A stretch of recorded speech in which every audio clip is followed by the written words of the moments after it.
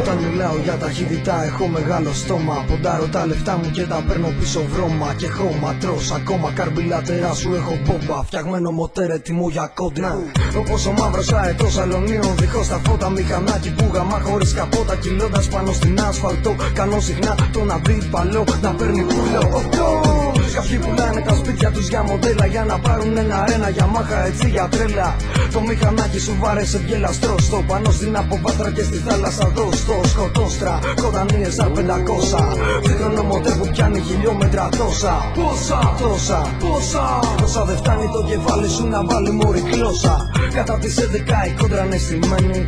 Και το τσακάλι στο γκαράζ δεν περιμένει. Με Honda RR 900 και πες του πιτσιρίκου στον τερματισμό τα αρχίδια μου να πάρει.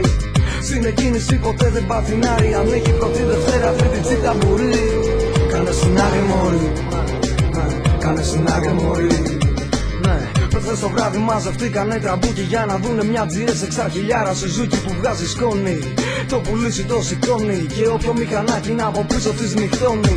Στην κόντρα δεν φοράμε κράνο στο κεφάλι. Εκτός αν θέλεις να σε φωνάζουμε καρναβάλι. Και πάλι αν είσαι το ρεμάλι που καβαλάει το τσάλι. Πάντα στα αρχίδια σου το κόκκινο φανάρι. Είμαι φουλ στην κάβλα, πάντα για μάχα. Κολοπειραγμένα ζεντάκια παλιό μαλάκα. Περάσανε τα χρόνια στη νέα είσοδο πριν έρθει αστυνομία. Μιλάγανε τα πιστόνια. Έχω δει και μία κόντρα μαγκάκο πάνω σε ράγες. Ήταν δύο εντούρο που τότε παίξανε τις άδειες. Καλά ματιανά μηχανάκια γαμάνε φάρες. Και μην κολλάς με αυτά που λένε οι παραμυθάδες.